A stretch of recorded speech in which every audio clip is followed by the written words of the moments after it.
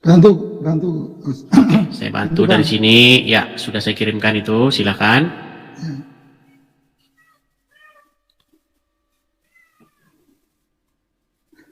Salam kenal, Bang. Abang dari mana? Halo? Iya, Kresno Putro. Dari mana gimana maksudnya? Asalnya dari mana, orang mana? Asalnya dari mana? Pertanyaannya tidak relevan sekali. Ya udah, kalau nggak mau jawab nggak apa-apa. Gini, Bukan Bang, nggak mau jawab, saya jawab saja. Saya jawab saja. Ya, ya. Ya, Kalau saya itu lahir dan besar itu di Sumatera bagian selatan. ya, ya, Bang. Ya. Mm-mm. Saya Solo, Bang. Oh Solo. Begini, Bang. Ya. Sebentar Pak Kresno Putro. Saya tanya dulu. Anda ini penuhan Yesus atau penuhan Muhammad? Dua-duanya bukan. Di KTP tertulis apa? Islam. Oh berarti penuhan Muhammad. Oke baik silakan. Bukan, saya bukan. Ya, bukan. Saya ada dasarnya, Bang. Pak Kresno, begini ya Pak Kresno ya. Saya ini sudah mendalami Al-Quran sudah 13 tahun. Banyak orang Islam tidak tahu apa definisi mempertuhan. Nah, kalau kita baca Al-Quran, mempertuhan itu artinya membuat dirimu menjadi hambanya, takluk kepadanya. Dan umat muslim itu takluk kepada Muhammad, hamba-hambanya Muhammad. Makanya saya bilang umat Islam itu penuhan Muhammad. Salah, Bang. Pengertian Abang itu salah. Enggak benar seperti Oke. itu. Kalau baik kita mau diskusi yang baik ya Pak Kresno ya. Iya, iya. Oke, Pak Kresno ada Al-Quran di situ? Ada. Oke, apakah Pak Kresno masih sudi membacanya? Tiap hari, Bang. Oke, coba buka Quran surat Al-Jathiyah nomor 23. Ya, itu aja. Nah, nggak mau kan? Enggak. Atau saya bacakan dari sini Pak Kresno? Ya, ya, bacakan. Baik, saya bacakan dari sini. Oke. Sambil saya bacakan, saya mau bilang begini. Kalau menurut Al-Quran, ada nggak orang-orang yang mempertuhan manusia? Ada, tapi itu... Oke, ada nggak orang-orang yang mempertuhan hawa nafsu? Ada, tapi itu dilarang oleh Allah. Iya, memang dilarang. Makanya, Dilarang, iya. berarti ada orang yang mempertuhan manusia kan? Ada, tapi dilarang Ada. oleh Muhammad Allah. manusia nggak? Iya. Muhammad manusia nggak? Manusia. Berarti masih ada peluang nggak Muhammad itu dipertuhan? Masih ada. Tapi Iya, tidak boleh. dan kalian lah orangnya. Tapi tidak boleh. Bukan. Saya jelaskan, Bang. Silakan. Orang Islam itu mengikuti Rasulullah, itu yang diikuti itu ajarannya. Apa yang dilakukan oleh Rasulullah, ibadahnya, perilakunya, hubungan kemasyarakatannya dan lain-lain, itu yang diikuti. Oke, sudah? Enggak? Kalau orang yang mengikuti ajaran setan, melakukan perintah-perintah setan, menurut Anda dia bertuhan kepada Allah apa kepada setan? Kepada setan. Iya. Tapi itu dilarang oleh Allah. Tapi itu dilarang oleh Allah. Kita jangan bicara masalah dilarang dulu. Kita bicara mengenai kriteria. Oke. Kriteria orang-orang yang mempertuhan Iya. setan adalah Iya. orang-orang yang mengikuti ajaran-ajaran setan, melakukan kemauan-kemauan setan, betul? Betul. Nah, sekarang Anda melakukan nggak ajaran-ajaran Muhammad? Saya melakukan apa yang Meninggal. dilakukan. Bang, didengarkan dulu. Silakan. Orang Islam itu mengikuti Muhammad, itu yang diikuti itu ajarannya. Iya, tadi kan saya sudah bilang, kalau orang mengikuti ajaran setan, kalau orang melakukan apa yang setan ajarkan, berarti dia mempertuhan Allah atau mempertuhan setan? Mempertuhan setan kalau seperti Oke. itu. Berarti kalau orang mengikuti ajaran setan disebut mempertuhan setan, betul? Betul. Anda mengikuti ajaran Muhammad nggak? Yang saya ikuti itu cara ibadahnya Rasulullah, perilaku Ajaran Muhammad, betul? Iya. Iya, sama. Anda mengikuti ajaran Muhammad, artinya Anda mempertuhan dia. Bukan begitu, Bang. Tafsirnya salah, Bang. Sekarang gini aja. Oke, baik, gini aja lah. Sekarang gini aja. Sekarang Bisa nggak seorang Muslim itu membantah Muhammad? Kalau membantah ajarannya nggak bisa, Bang. Nggak boleh. Bolehkah orang Boleh. Muslim itu durhaka kepada Muhammad? Nggak boleh. Nggak boleh. Siapa yang orang Muslim harus lebih cintai? Lebih daripada apapun? Yang dicintai pertama Allah, yang kedua Rasulullah. Nggak ada yang pertama kedua. Anda itu harus mencintai Muhammad lebih daripada apapun.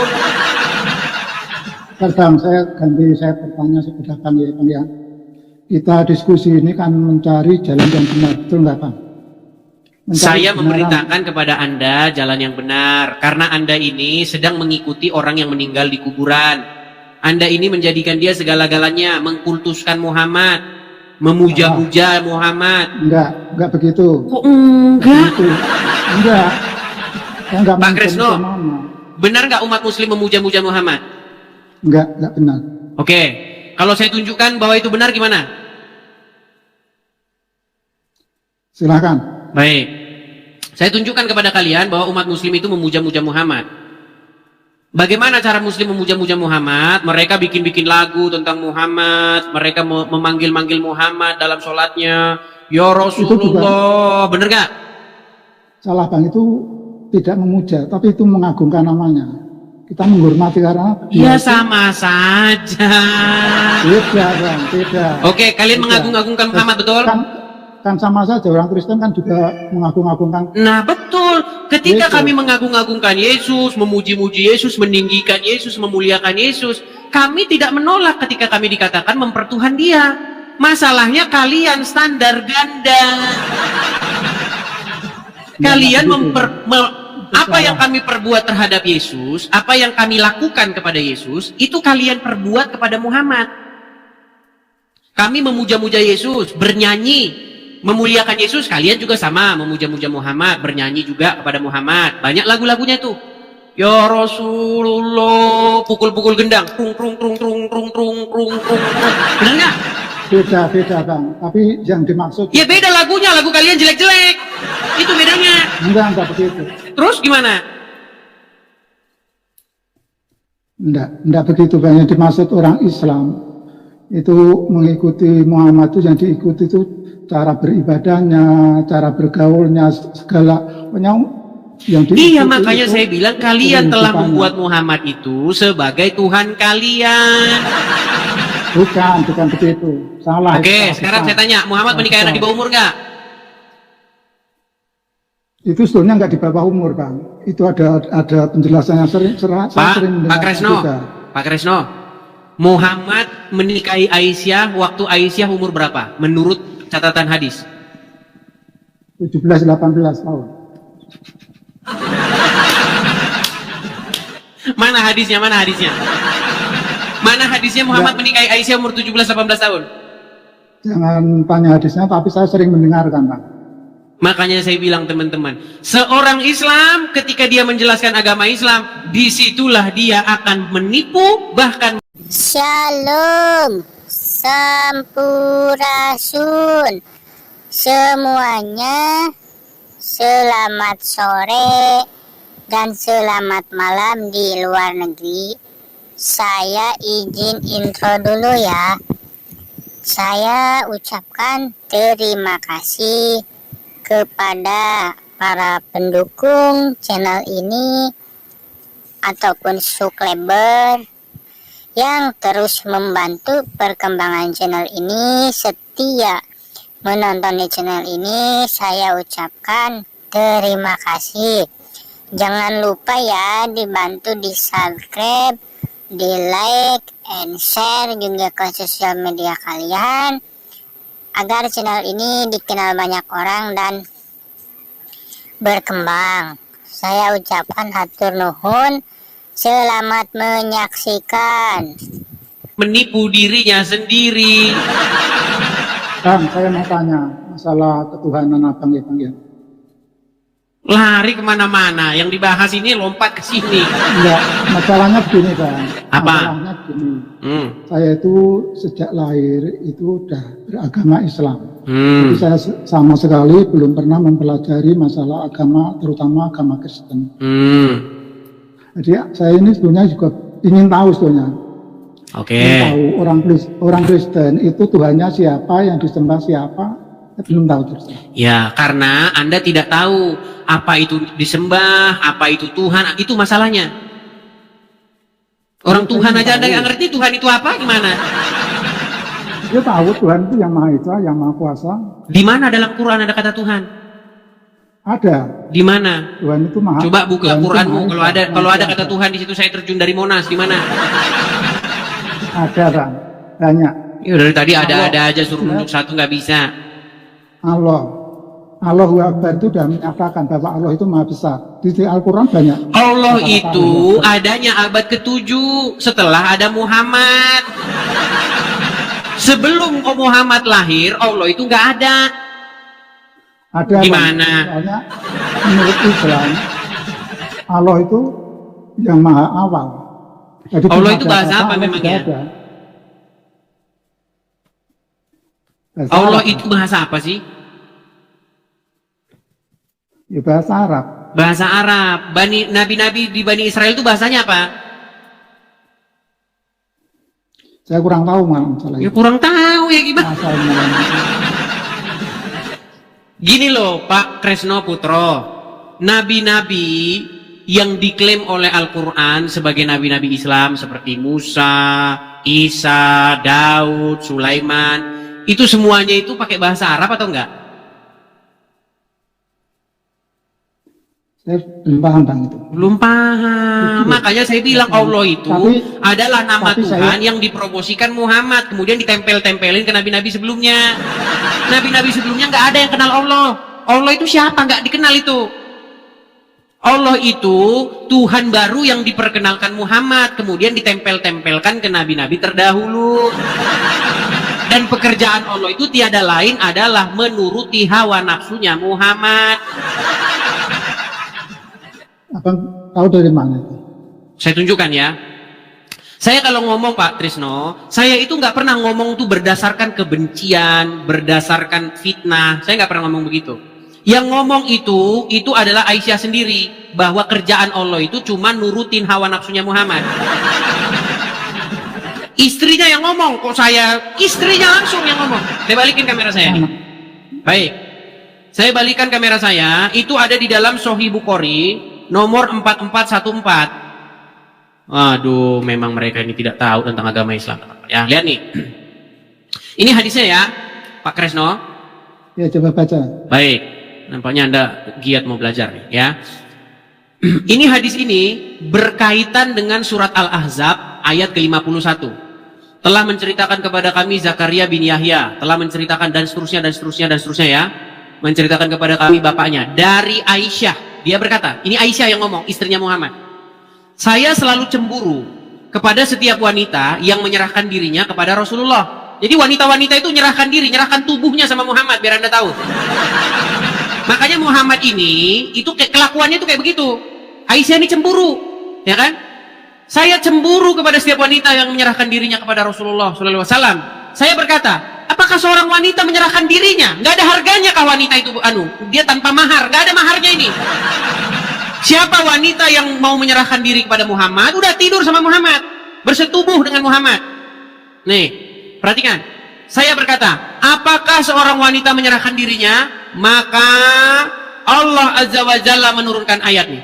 Kamu boleh menangguhkan, menggauli siapa-siapa yang kamu kehendaki, dan siapa-siapa yang kamu ingini untuk menggaulinya kembali. Nih, dan siapa-siapa yang kamu ingini untuk menggaulinya kembali dari perempuan-perempuan yang telah kamu cerai, maka tidak ada dosa bagimu. Jadi nggak ada dosa bagi Muhammad, dia itu menggauli perempuan-perempuan yang udah diceraikan sama dia. Inilah enaknya Muhammad. Lalu apa kata Aisyah nih? Saya dalam kurung Aisyah berkata, demi Allah, Aisyah yang ngomong nih, demi Allah, saya tidak melihat Robmu kecuali sangat cepat menuruti hawa nafsumu. Ini kata keinginan ini. Kalau dalam bahasa Arabnya ya, coba nih, kita cek dalam bahasa Arabnya ini. Hawa nih. Nih. Fi hawaika. Hawa nafsu. Jadi Aisyah itu nggak pernah lihat Allah kecuali menuruti hawa nafsunya Muhammad. Makanya saya bilang Pak Tresno, Allah itu tiada lain adalah Tuhan karangan Muhammad yang dibuat oleh Muhammad untuk memenuhi hawa nafsunya. Ini yang ngomong tuh Aisyah. Saya tidak melihat Robmu kecuali sangat cepat memenuhi hawa nafsumu. Kalau ada kata kecuali, itu berarti yang semuanya itu dikesampingkan. Contoh, tidak ada Tuhan kecuali Allah, berarti nggak ada Tuhan kecuali Allah. Nah, ini juga begitu. Saya tidak melihat Robmu kecuali sangat cepat memenuhi hawa nafsumu. Gimana Anda ini yang ngomong Aisyah kok? Yang ngomong tuh Aisyah, bukan saya yang ngomong. Gimana? Kalau saya yang ngomong, fitnah namanya. Ini udah istrinya sendiri berkesaksian. Wanita-wanita boleh menyerahkan dirinya kepada Muhammad tanpa mahar. Bahkan Muhammad boleh menggauli perempuan-perempuan yang sudah dicerai. Gak ada dosa bagi Muhammad itu. Coba, apa tanggapan Anda? Kalau itu saya nggak mampu untuk menafsirkan, Bang. Kan sudah saya bilang, mustahil Anda masih Islam di detik yang sama Anda mengerti agama Islam. Makanya saya mengatakan begini, seseorang masih Islam karena dia nggak ngerti agama Islam. Tahu orang-orang yang pergi ke dukun menggandakan uang? Tahu nggak? Kenapa orang pergi ke dukun menggandakan uang? Karena dia nggak tahu. Kalau dia tahu, mustahil dia pergi ke dukun menggandakan uangnya. Itu keadaan Anda seperti itu. Anda masih Islam itu karena Anda nggak tahu Islam itu apa. Makanya habiskan saja waktu dalam satu malam. Coba, semalam Anda aja mau mendalami agama Islam. Satu malam aja. Anda buka Al-Quran, baca, dalami, buka hadis. Satu malam aja. Malam itu saya pastikan Anda akan tidur dengan nyenyak. Dan pagi-paginya Anda merasa lega karena Anda sudah terbebas dari ajaran-ajaran yang nggak masuk akal. Dan pagi-paginya Anda akan telepon tukang loak. Halo bro, ini tukang loak, nomor tukang loak ya, tolong datang ke sini. Mau ngapain bro? Tolong ini angkat Quran sama hadis-hadis ini dari rumah saya. Itu kalau Anda mau sungguh-sungguh mendalami agama Islam. Tapi nggak bakalan tuh, nggak bakalan. Nggak bakalan karena Anda tidak mau belajar. Kan sudah saya bilang, habiskan semalam saja, nggak usah banyak malam. Satu malam aja Anda belajar agama Islam. Karena Anda nggak mau. Itu masalahnya. Masalahnya begini, Bang. Kami sudah yakin sekali bahwa Al-Quran itu ajaran yang paling benar menurut saya. Walaupun dibaca tapi nggak tahu artinya, betul? Ya tahu tapi sebagian, tidak semuanya. Ya tangelamun untuk Al-Quran mengkonfirmasi bahwa di dalam ayat Al-Quran itu ada ayat-ayat yang mutasyabihat. Tahu mutasyabihat nggak? Nggak tahu. Nggak tahu juga. Udah saya bilang nggak tahu. Teman-teman, apa kalian itu mau meragukan saya sih kalau saya itu udah 13 tahun diskusi dengan orang Islam? Hasilnya itu semua nggak tahu itu, kata-kata nggak tahu itu semua. Karena ini Bang, saya lihat itu yang naik-naik juga orang-orang yang pengetahuan agama Islamnya masih rendah secara termasuk saya. Anda. Iya, mengakui. Ya, Anda sudah mengakui kan, Pak Tresno? Iya, di sini kita belajar. Iya, ketika saya mengajari Anda, kenapa Anda menolak? Karena ada di dalam hati saya sudah yakin bahwa Islam itu agama yang paling benar. Makanya ya, buang dulu segala dogma. Gini loh. Sebenarnya ini satu satu statement saya yang cetar membahana dan kalian harus pegang sebagai pedoman hidup. Gini, meragukan sesuatu itu bukanlah kesalahan. Meragukan sesuatu adalah satu tahap awal untuk memahami sesuatu itu dengan benar. Jadi perhatikan, meragukan sesuatu itu bukanlah satu kesalahan, tetapi sebuah langkah awal untuk memahami sesuatu itu dengan benar. Jadi kalau Anda meragukan sesuatu, jangan takut. Misalnya Anda meragukan Quran nih. Jangan Anda, nanti ya kafir nanti nih saya meragukan Quran. Bukan. Itu langkah awal Anda untuk memahami Quran yang sebelumnya tidak pernah Anda pahami dengan cara demikian. Jadi jangan takut meragukan sesuatu. Itu bukti bahwa Anda sedang berpikir. Kalau Anda cuma yakin, yang penting yakin. Tahu kan ada gambar di jalan raya mancing, ya kan? Yang penting yakin, Bos. Mancing di jalan raya, yang penting yakin. Kalau cuma yang penting yakin, ngapain kesini? Jangan yang penting yakin, kita itu harus bernalar. Iman yang bernalar. Jangan iman yang nggak punya nalar. Penting yakin. Mana? Karena begini, kadang-kadang orang itu tidak bisa menjelaskan, tapi tahunya itu kadang-kadang ya dari ceramah, dari ustadz, dari orang-orang yang lebih pandai. Oke, Pak Kresno, dari hadis yang barusan kita baca. Paham, tapi tidak bisa menjelaskan. Kadang-kadang orang itu sebagai, ada banyak, enggak cuma 1-2 orang. Oke, dari hadis yang barusan kita baca. Aisyah bilang apa tadi? Dia tidak pernah melihat Allah kecuali begitu cepat menuruti hawa nafsunya Muhammad. Saya tanya, statement Aisyah itu benar atau salah? Saya nggak berani karena itu memerlukan tafsir, Pak. Apanya lagi yang ditafsir, Pak Tresno? Itu kan sudah benar-benar jelas, sudah betul-betul self-explain namanya. Sudah nggak perlu dijelaskan lagi. Itu sudah jelasin dirinya sendiri. Sulit. Mentafsirkan. Gimana? Ya kalau saya itu menurut saya itu perlu penafsiran ahlinya. Di orang Islam itu tidak semua orang boleh menafsirkan, Pak. Apanya lagi yang ditafsir?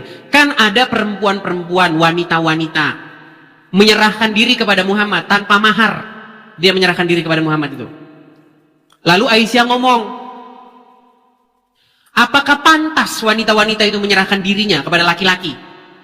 Kepada Muhammad maksudnya. Lalu Aisyah ngomong, demi Allah saya tidak pernah melihat rokmu kecuali begitu cepat menuruti hawa nafsumu. Di mana lagi, bagian mana lagi yang mau ditafsir? Itu udah begitu jelasnya.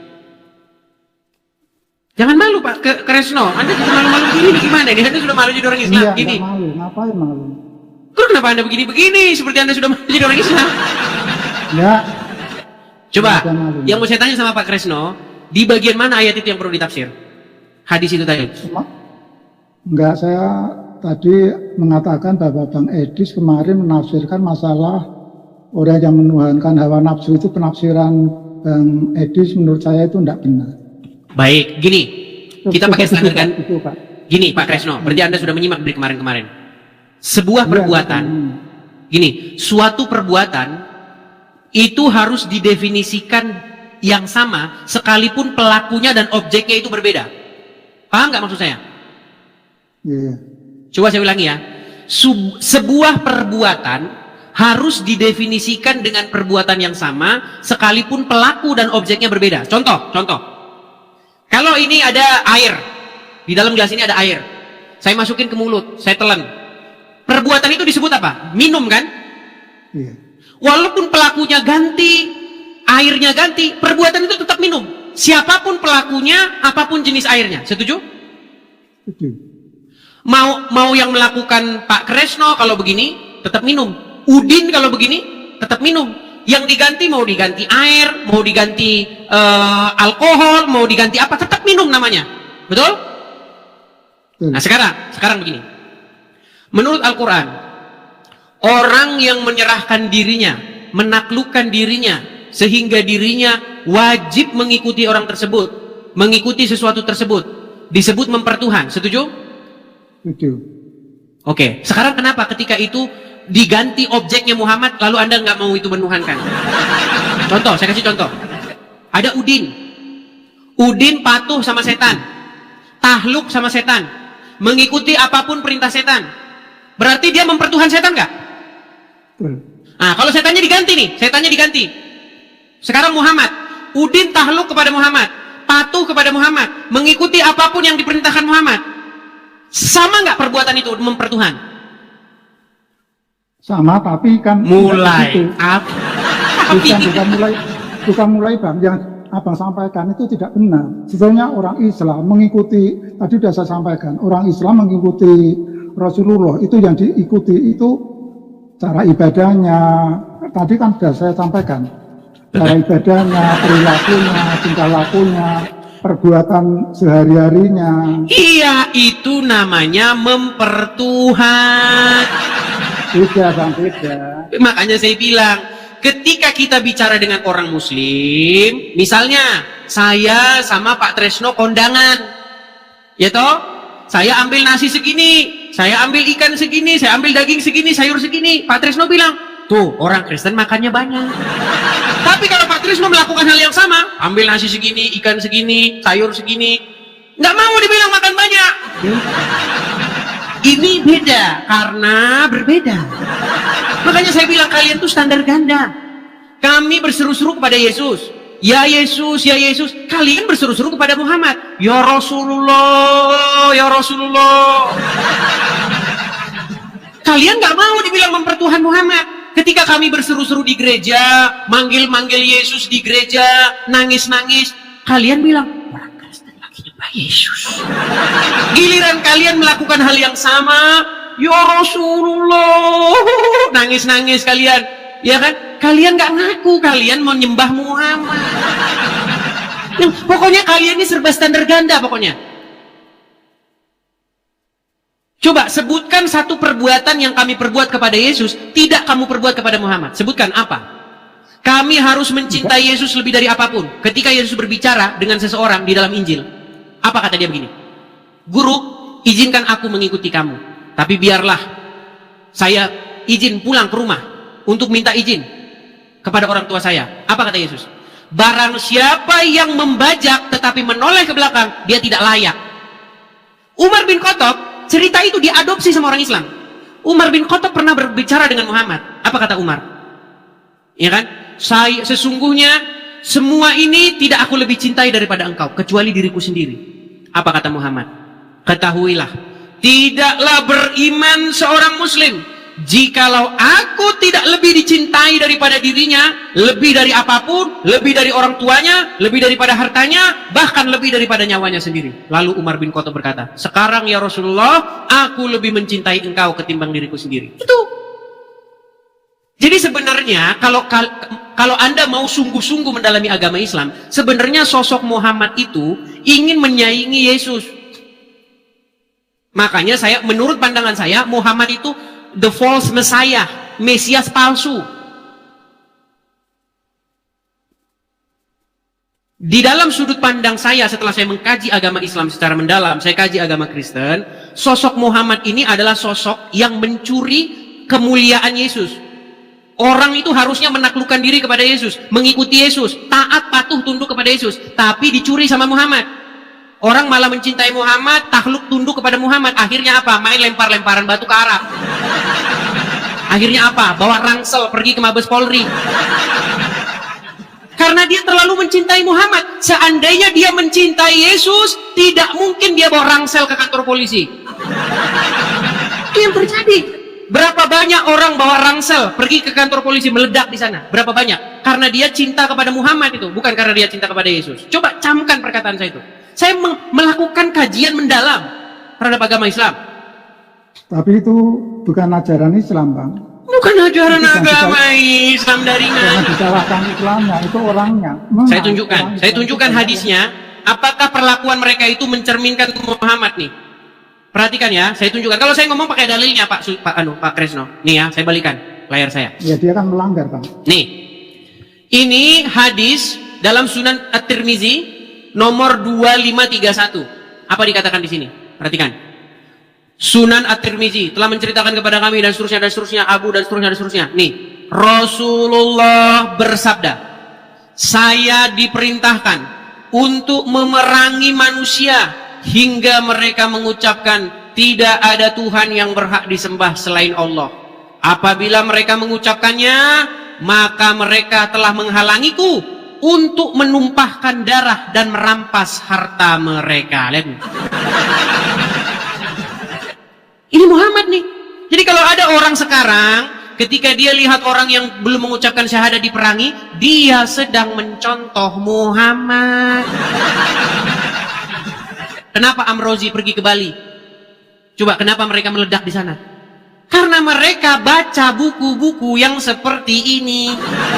Mustahil mereka baca Injil, Pak Kresno. Kalau mereka baca Injil, mereka tidak akan mungkin berangkat ke Bali untuk melakukan seperti itu, bundir begitu. Makanya saya bilang, kalau Anda mempelajari agama Islam secara mendalam, Anda menghabiskan waktu. Jangan dengar katanya. Itu kan kata dia. Dulu saya juga seperti itu. Katanya pendeta, katanya ustadz. Tapi semenjak saya dalami, saya buang dulu katanya itu. Saya pelajari dulu. Saya nggak mau katanya. Jika Anda betul-betul mendalami, pegang omongan saya. Ketika Anda nanti sudah meragukan Muhammad, sudah tidak percaya lagi kepada Muhammad, disitulah Anda akan memanggil tukang loak untuk mengangkat buku-buku itu dari rumah Anda. Nggak mungkin terjadi, Pak. Ya, karena Anda tidak mau mendalaminya. Ya. Soalnya yang diperangi itu tadi, yang disebutkan itu tadi kan orang kafir yang memerangi orang Islam juga. Tidak ada di situ tulisan orang kafir yang memerangi orang Islam, nggak ada. Itu tambahan-tambahan Anda. Di situ saya diperintahkan untuk memerangi manusia, nggak ada di situ. Saya diperintahkan untuk memerangi manusia yang memerangi saya, nggak ada. Itu tambah-tambahan dari kalian.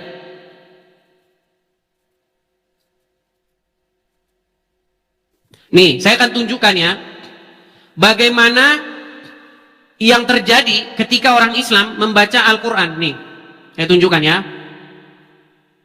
Ini adalah pengaruh Al-Quran terhadap orang yang membacanya. Beda dengan pengaruh Bible terhadap orang yang membacanya. Saya kalau ngomong mungkin terlalu keras ya, tapi yang saya katakan ini fakta. Saya balik dulu kamera saya lagi ya. Nih. Maaf. Maaf ya. Nah nih, saya tunjukkan. Ini adalah seorang muslim yang dia pergi ke salah satu kantor polisi di polsek ya. Nih, saya perbesar. Nih, pesan terselubung pelaku bom bundir. Nih, apa isinya? Nih, KUHP, hukum syirik, tapir, perangi para penegak hukum setan. Quran surat At-Taubah 29. Ini ditemukan di motornya ini. Makanya saya bilang, sebelum terlambat, buanglah buku-buku yang membuat Anda menjadi telor. Sebelum terlambat, sebelum menjangkiti isi keluarga Anda. Pak Kresno Putro, saya tahu Anda masih minim pengetahuan tentang agama Islam, saya tahu. Tapi yang mau saya sampaikan kepada Anda begini, orang-orang seperti itu bukan satu dua. Kalau kita mau melist orang-orangnya, saya rasa satu halaman itu nggak akan cukup. Ya, saya tahu kan. Coba Zaskia juga seperti itu, dia berangkat ke Mabes Polri. Terus siapa itu? Perempuan yang masuk gereja, bawa-bawa pisau itu. Siapa lagi? Banyak. Karena apa? Karena mereka terinspirasi dari sebuah buku yang mengajarkan kebencian. Coba, selama Anda jadi Islam, Anda diajarkan membenci orang-orang Yahudi Nasrani enggak? Enggak. Enggak. Itu setahu saya Kang ya, agama Islam itu mengajarkan suatu kedamaian, penuh cinta kasih. Yang saya tahu. Ya, tetapi itu adalah hasil halusinasi Anda, bukan apa kata Islam sendiri. Kalau kata Islam, itu bukan seperti itu. Bahkan Anda itu tidak boleh berteman dengan non-muslim. Boleh nggak berteman dengan orang non-muslim menurut ajaran agama Islam? Boleh nggak mencintai non-muslim? Kalau menurut saya boleh saja. Iya, tapi itu halusinasi Anda, bukan ajaran agama Islam. Nih, saya tunjukkan dalil-dalilnya. Kita harus tunjukkan dalilnya, teman-teman. Tiap hari, teman-teman, kita nggak perlu jangan capek-capek ya. Nih, perhatikan. Apa kata ajaran agama Islam? Nih, perhatikan. Ya, pengharaman. Ya, jangankan berteman, ngucapin salam aja haram. Nih, perhatikan. Dari Abu Hurairah, Rasulullah bersabda, janganlah kalian memulai salam kepada Yahudi dan Nasrani. Apabila kalian bertemu dengan salah satu dari mereka di jalan, maka desaklah ia ke jalan yang sempit. Nih, faedah hadis, diharamkan memulai salam kepada Yahudi dan Nasrani. Ya kan? Hendaklah menampakkan keislaman dengan mendesak Yahudi dan Nasrani ke jalan yang sempit. Nih, desak mereka ke jalan yang sempit. Itulah ajaran agama Islam. Kalau Anda nggak percaya lagi, saya tunjukkan ustadz-ustadz yang mendukung ajaran itu nih. Makanya saya bilang teman-teman, kenapa sih ada sertifikasi segala-segala? Karena ya itu tadi, ajaran-ajaran seperti ini, itu sebenarnya mau diberangus oleh negara. Tetapi apa? Tetapi negara ini seperti tanggung-tanggung. Iya kan? Nih, saya tunjukkan ini. Ini seorang ustadz. Apa pernyataan ustadz ini? Perhatikan. Saya tampilkan. Bolehkah mencintai orang kafir? Perhatikan. Nih.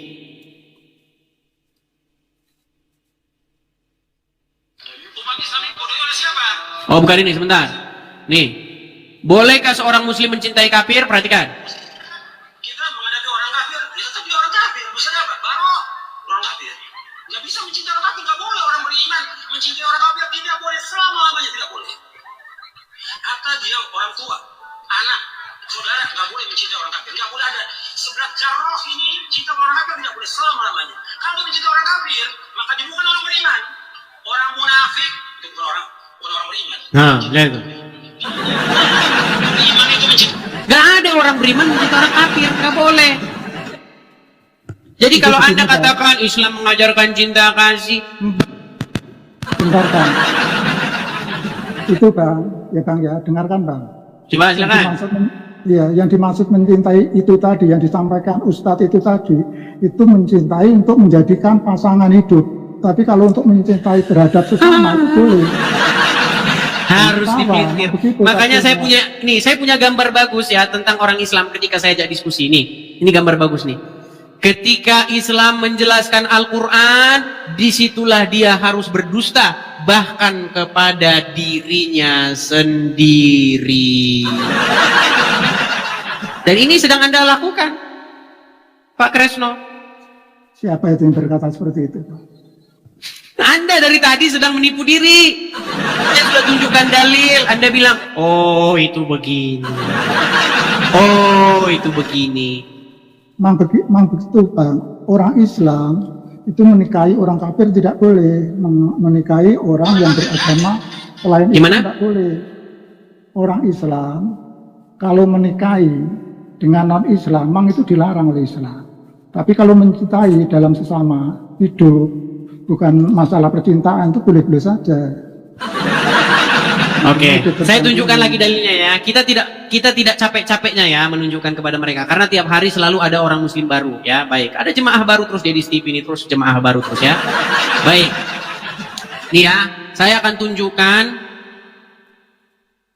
tunjukkan sebuah, jangankan berteman, ya kan? Gini, saya kasih contoh. Misalnya Anda punya tetangga non muslim, Nasrani atau Yahudi atau Hindu atau Buddha atau Konghucu. Mereka miskin, tidak memiliki makanan. Boleh nggak Anda beri mereka makan? Boleh? Boleh tulisannya. Saya tunjukkan ayatnya. Apakah boleh umat muslim berbuat demikian kepada orang lapar kalau dia bukan muslim? Saya tunjukkan. Memang mereka ini ya. Kan sudah saya bilang, alasan seseorang Islam itu karena nggak ngerti ajaran agama Islam. Gimana sih? Aduh. Perhatikan. Dari Abu Sa'id Al-Khudri radhiyallahu anhu, dari Nabi Shallallahu alaihi wasallam, beliau bersabda, jangan engkau berteman kecuali dengan orang beriman, dan jangan memakan makananmu selain orang yang bertakwa. Saya tanya, makananmu yang di rumah itu boleh nggak dimakan selain daripada orang yang bertakwa? Kalau saya pribadi boleh. Wala wing wing wala wing. Dengarkan dulu Bang. Dengarkan Gimana? dulu. Itu hadis atau apa? Bukan, ini buku gambar. Aduh. Karena begini Bang, yang namanya hadis itu ada yang sahih dan ada yang tidak. Mulai Ada yang kuat, angel. bukan mulai. Angel tenan tuturan. Angel tenan tuturan. Saya pakai belangkon besok. Saya ambil belangkon dulu lah. Aduh, susah gitu di dalam aja. Kan bisa jadi itu tidak sahih, tidak sahih. Baik.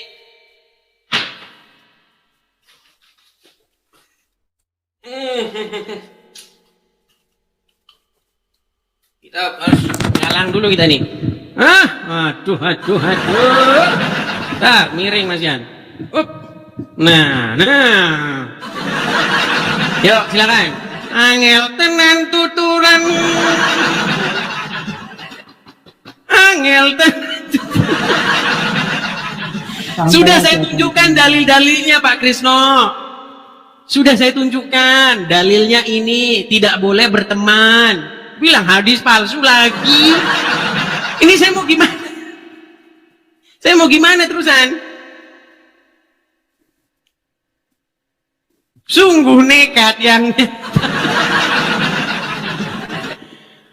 Pak Tresno, bukan tanpa alasan, bukan tanpa sebab mereka itu membenci orang-orang non-muslim. Itu ada dalilnya Pak Trisno. Jangan menutup mata dengan kenyataan yang ada. Pak Trisno, kemarin dengar berita di Surabaya, kemarin dengar berita di Sukabumi, kemarin dengar berita lagi di mana, Depok atau di mana. Kenapa sih mereka benci bener gitu sama gereja, sama salib? Ada dalilnya. Kenapa orang Islam kemarin di Sukabumi matah-matahin salib itu, nurunin salib? Ada dalilnya. Nabi Isa akan datang mematahkan salib, itu dalilnya. Kalau Anda menyalahkan orang-orang Islam yang menurunkan salib, ya banting-banting salib, besok Anda akan menjadi orang yang menentang Isa yang datang mematahkan salib itu. Coba. Ketika Nabi Isa datang mematahkan salib, Anda nanti akan berdiri di hadapan Nabi Isa. Hei, Nabi Isa, Anda Muslim? Ya, saya juga Muslim. Langkahi dulu kalau Anda mau matahkan salib orang Muslim. Nasrani. Gak mungkin Anda berani ngomong gitu, itu ada dalilnya. Gimana sih? Sampai kapan sih kita ini munafik? Coba tuh satu keluarga, bapak, ibu, anak pergi naik motor, ngeledakin dirinya itu yang di gereja katedral Surabaya, Sidoarjo. Dengar beritanya? Mereka itu baca-baca buku yang Islami. Tapi Islam nggak ngajarkan kayak gitu kan? Tuh kan, masih menutup. Kalau nggak mengajarkan seperti iya. itu, lantas kenapa banyak makin fanatik Islam kok makin jadi seperti itu? Kenapa? Dia itu kan melanggar. Coba sekarang saya tanya, bener nggak tadi? Orang Kristen aja saya rasa juga enggak semua patuh terhadap Betul. Kristen. Saya setuju. Banyak Tetapi orang ketika orang Kristen mendalami agama Kristen, maka dia akan hidupnya itu mengasihi sesama manusia. Tetapi sebaliknya, ketika kalian mendalami agama Islam, nanti kalau saya ngomong nanti dibilang penistaan agama. Coba, barusan tadi Anda mengatakan nggak bahwa Anda tidak mengerti agama Islam? Kalau menurut saya begini Bang, sebetulnya semua agama itu diajarkan untuk saling mencintai terhadap sesama. Yang beda di antara agama satu dengan yang lain itu cara menyembah. Saya tunjukkan dalilnya lagi ya. Tuhannya. Yang beda Baik. cuma itu. Oke. Masalah kemasyarakatan, hubungan kemasyarakatannya itu semua sebetulnya mengajarkan sama. Tidak cuma Kristen, Islam termasuk Konghucu, Hindu itu juga mengajarkan supaya Dari tadi Anda ngomong itu bukan berdasarkan Al-Quran dan hadis. Dari tadi Anda ngomong berdasarkan halusinasi. Perhatikan. Kita bandingkan ya. Kita bandingkan apa yang Anda ucapkan dengan apa yang tertulis dalam Al-Quran. Sebentar ya. Saya akan tunjukkan pernyataan Anda dengan pernyataan Al-Quran. Perhatikan ya, pelan. ya, Tadi Anda mengatakan bahwa umat muslim diajarkan mengasihi sesama manusia. iya. Pernyataan Al-Quran bukan begitu. Pernyataan orang Islam, pernyataan Al-Quran adalah Anda mengasihi sesama muslim, bukan sesama manusia. Saya tunjukkan ayatnya. Perhatikan. Di dalam Quran surat Al-Fat. Ini Quran ya. Quran surat Al-Fat ayat 29. Perhatikan. Muhammad itu adalah utusan Allah. Dan orang-orang yang bersama dengan dia adalah keras terhadap orang kafir, tetapi berkasih sayang sesama mereka. Jadi umat muslim itu berkasih sayangnya sesama muslim. Dari mana di sini berkasih sayang sesama manusia? Oh, itu perlu tafsir. Langsung saya nanti ngedal lagi. Angel tenan tuturan. Angel tenan tuturan. Pak De. Nah, itu dia. Loh, gimana?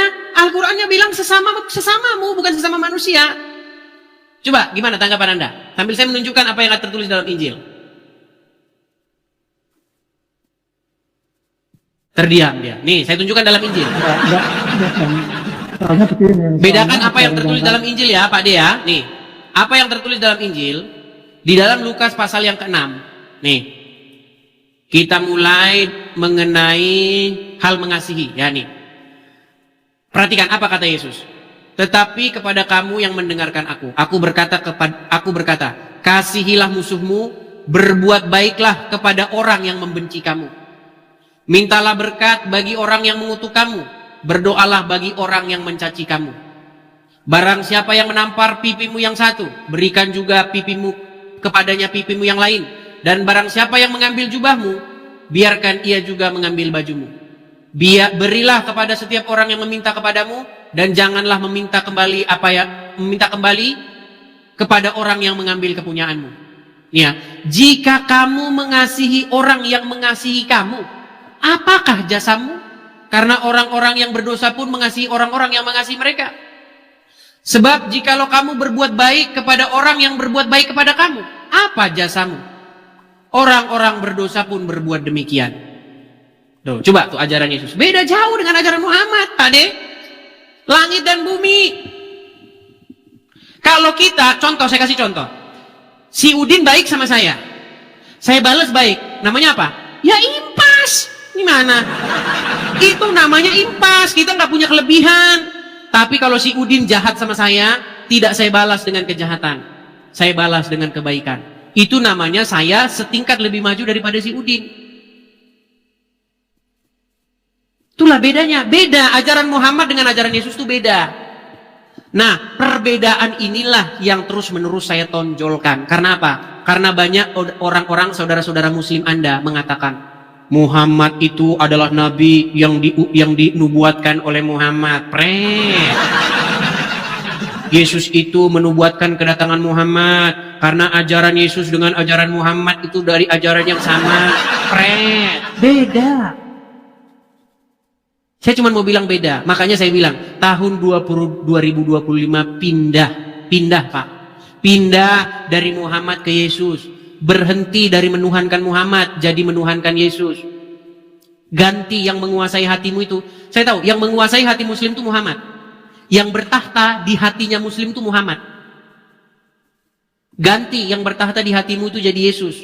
Jadi pengendalimu itu bukan lagi Muhammad tapi Yesus. Kalau kalau Muhammad jadi pengendalimu, pagi-pagi Anda bangun ambil air, sedot-sedot air. Hembusin. Karena apa? Karena setan bermalam di situ. Tapi kalau Yesus yang menjadi pengendalimu, Anda tidak akan lagi ambil air, bersihin tempat tidur setan di hidung. Karena setan tidak akan lagi tidur di hidungmu. Makanya Bang, di hati kita ini kan ada tahta. Kita bicara metafor ya. Di hati kita ini ada tahta. Siapa yang memerintah di hati kita?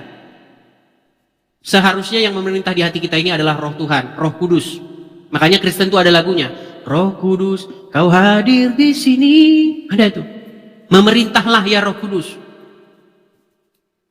Jangan Muhammad yang memerintah di hidupmu. Kalau Muhammad yang memerintah di hidupmu, besok Anda berangkat nyusul itu. Bawa rangsel. Makanya Pak Kresno, coba. Mungkin sekarang Anda nggak percaya dengan omongan saya. Mungkin sekarang omongan saya ini masih Anda anggap musuh. Karena banyak orang-orang seperti Anda. Orang yang nggak saya nyana-nyana, yang nggak saya duga-duga, yang dulu keras kepada saya. Beberapa belas tahun kemudian, ada yang sampai 11 tahun kemudian, ada yang 7 tahun kemudian, ngomong sama saya. Masih ingat saya nggak katanya? Dulu saya debat sama kamu begini-begini, sekarang saya sadar bahwa omongan kamu itu benar. Banyak yang begitu.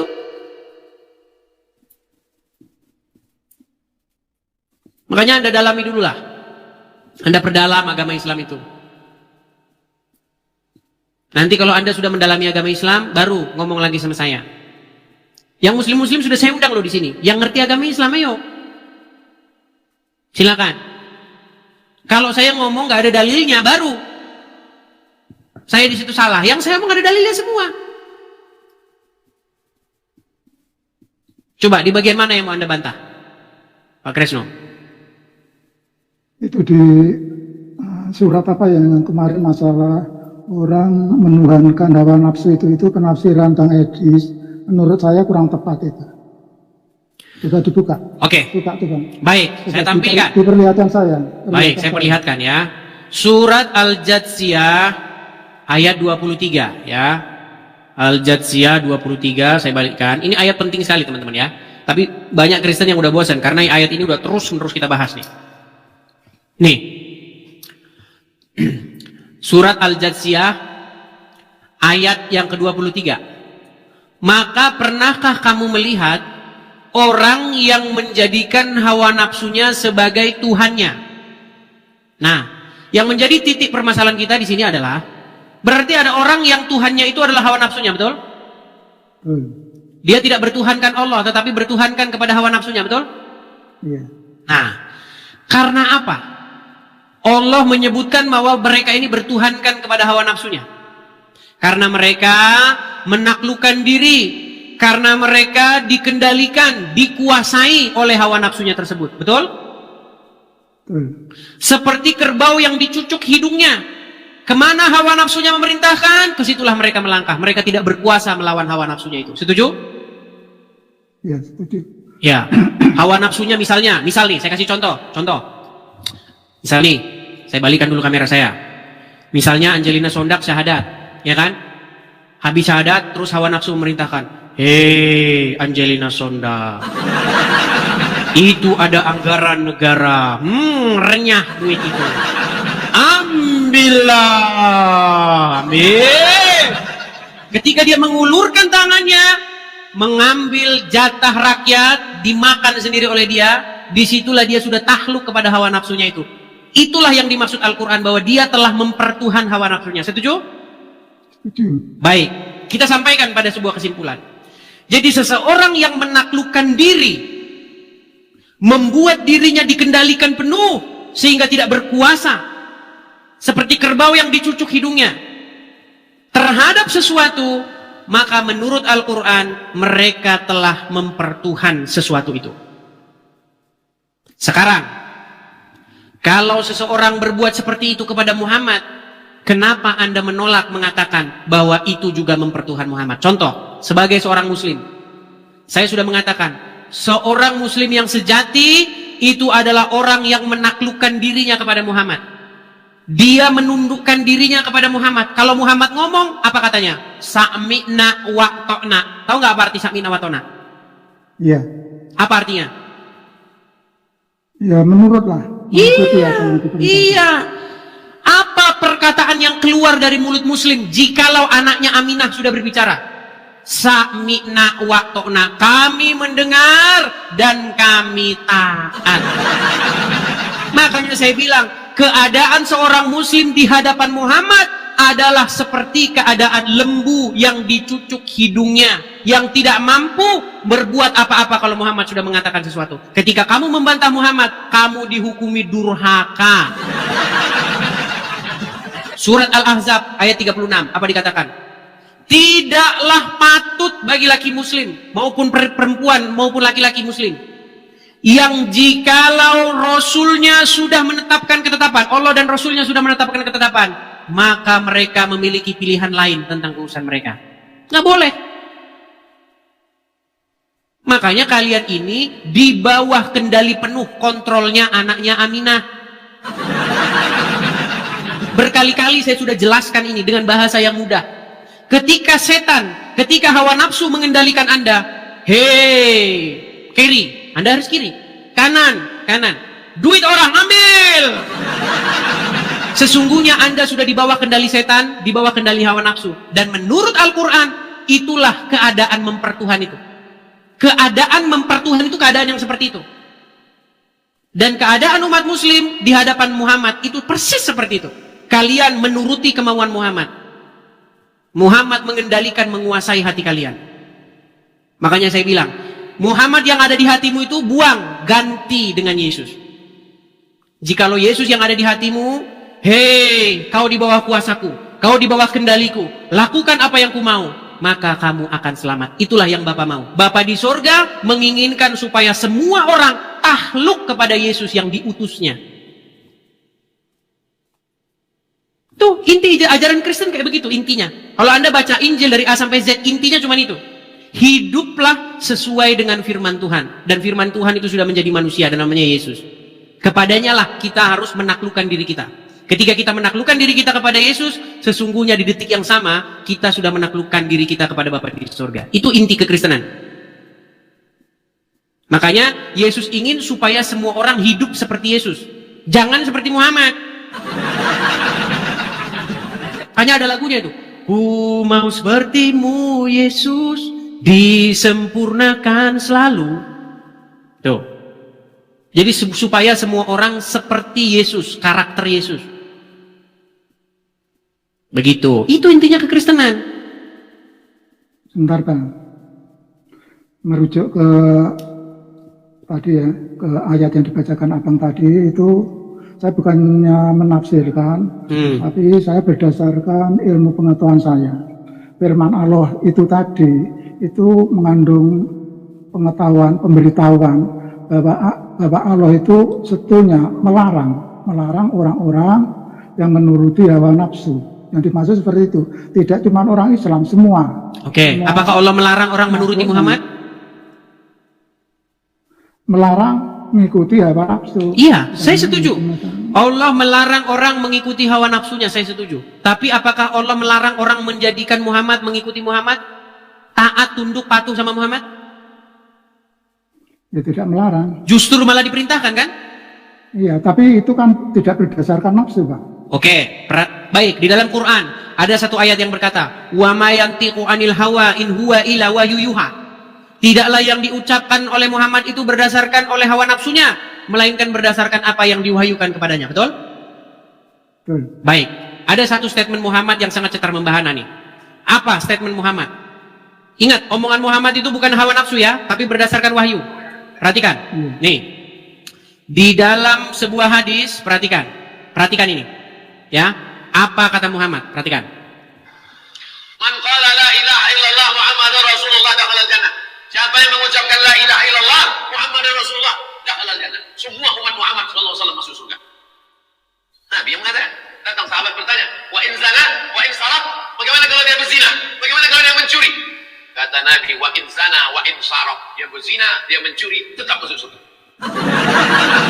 Berzina, mencuri, masuk surga.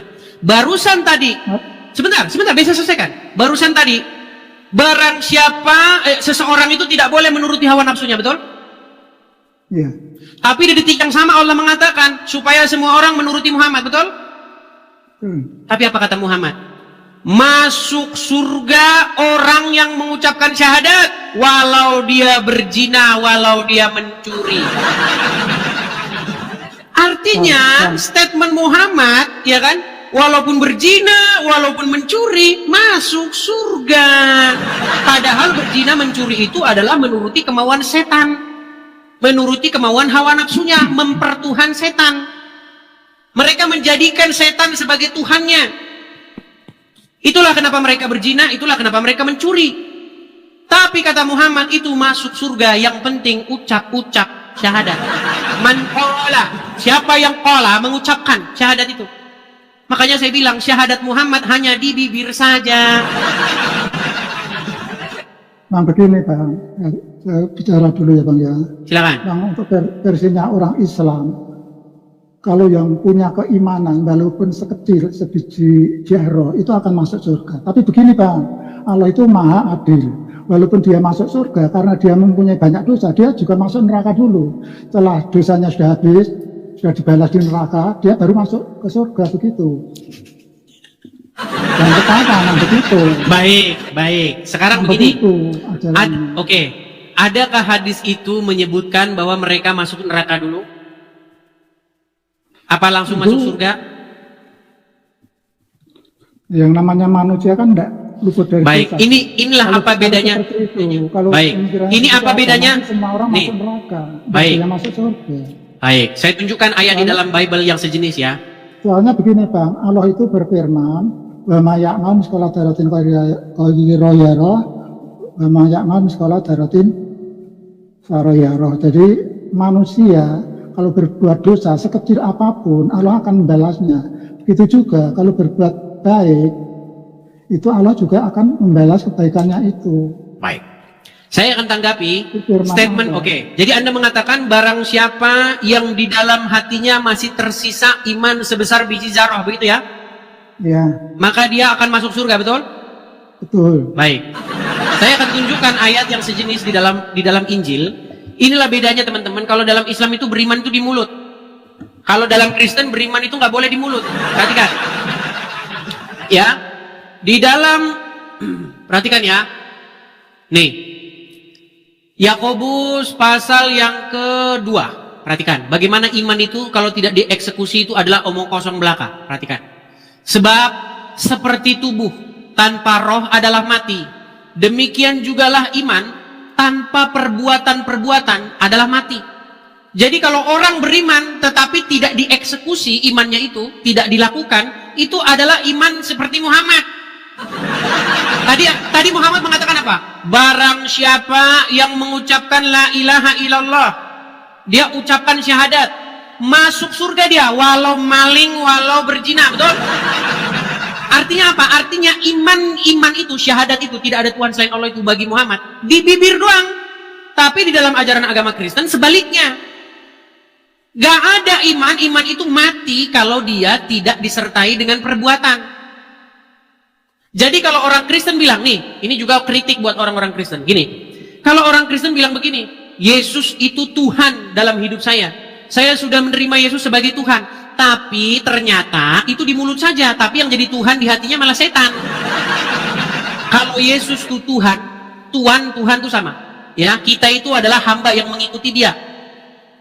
Maka kita melakukan apa yang disuruh. Yesus bilang begini, kasihilah sesamamu manusia seperti dirimu sendiri. Tetapi orang tersebut malah membenci. Berarti orang tersebut tidak menjadikan Yesus sebagai Tuhannya. Dia menjadikan Yesus sebagai musuhnya. Yang dijadikan Tuhan itu setan sebenarnya. Nah, itulah di dalam ajaran agama Kristen itu, iman itu disertai dengan perbuatan, bukan di mulut. Tetapi kalau dalam agama Anda, yang penting diucapkan iman itu. Jangan dieksekusi. Eksekusinya lain. Di mulut mengucapkan syahadat, eksekusinya maling dan berzina masuk surga. Tapi kan tidak semua orang toh, Kang. Orang yang benar-benar keimanannya dibuktikan misalnya dengan menjalankan sholat itu kan termasuk mengamalkan. Berpuasa, sholat itu kan mengamalkan agama Islam. Iya, makanya iman dalam agama Islam itu dieksekusi dengan gerakan-gerakan. Ya kan? Habis itu maling dan berzina. Yang penting gerakan begini. Nah, dalam ajaran Kristen enggak. Ajaran Kristen itu meninggalkan segala ritualisme yang enggak berguna. Ajaran cuci tangan. Ya kan? Nah, Islam kan juga enggak mengajarkan untuk berzina, maling. Cuci hidung. Makanya dalam ajaran agama Kristen itu, yang penting itu adalah eksekusi yang bermanfaat bagi orang lain. Contoh, membantu sesama, menolong orang miskin, membantu janda-janda yang kesusahan, memberikan mereka ini makanan lah, bahasa sederhananya. Itu ibadah yang sejati. Membongkar belenggu-belenggu, membongkar perbudakan-perbudakan. Itu bukan begini. Coba saya tanya manfaatnya orang lain apa manfaatnya kalau Anda begini-begini? Coba, Anda begini, ada yang bilang begini, ada yang bilang begini, ada yang bilang begini, macam lah itu begini-gini. Manfaatnya buat orang lain apa? Anda kayak gitu 5 kali sehari itu manfaatnya, gunanya bagi orang lain apa tanya? Sholat itu bukan untuk orang lain, Bang. Sholat itu untuk diri sendiri. Survei membuktikan bahwa orang sholat tidak merubah karakter orang itu. Ketika orang sholat, habis itu nggak berubah ininya. Begitu banyak orang sholat, habis sholat dia, bahkan habis Jumatan mereka langsung merusak yang dianu itu, yang di Sukabumi kemarin. Tapi itu pulang Jumatan itu gimana Anda? Ya itu kan bukan ajaran Islam. Ya itu. Bukan ajaran agama Islam. Coba. Sebentar, matahin salib itu ajaran apa? Ajaran agama apa? Nggak ada itu. Nggak ada. Isa akan datang mematahkan salib, bener nggak? Ya itu ada. Itu ada. Tadi nggak ada. Sekarang ada. Ya kalau Isa mematahkan salib itu memang sudah dijelaskan. Iya. Jadi Anda jangan mengatakan itu bukan ajaran agama Islam. Itu ajaran agama Islam. Matahin salib. Itu ajaran agama Islam itu. Oke lah Pak D, kita undang dulu muslim yang lain ya. Kita lanjut lagi besok ya. Oke, baik, terima kasih Pak D Kresno Putro. Kita ganti dulu belangkon kita. Aduh. Kalau ini saya pakai ini kepala saya pusing teman-teman karena terlalu kencang sekali kepalanya. Kecil. Kepalanya kecil. Kalau ini agak lanu. Kepala saya agak pusing dia. Terlalu rapat, pembuluh darahnya enggak ini. Oke, begitu ya. Pak Kresno Putro, saya turunkan ya. Oke, saya turunkan Pak Kresno Putro. Oke, teman-teman ya, kita lanjutkan kembali. Teman yang muslim, kalau mau naik, pastikan Anda memiliki pengetahuan tentang agama Islam ya. Kita kasih naik, kita iklan dulu ya. Oke, teman-teman sekalian, sekali lagi teman-teman, kita ada program pendirian rumah apologet ya teman-teman ya.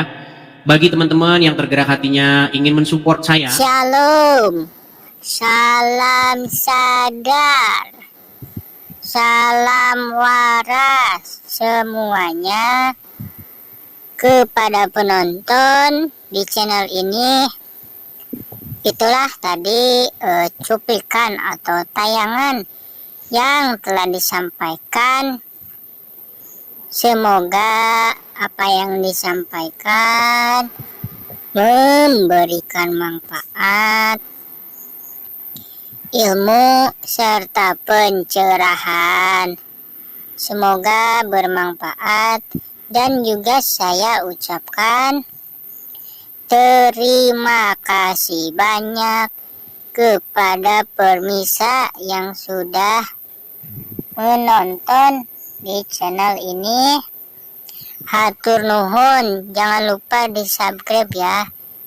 Saya pamit dulu, selamat istirahat.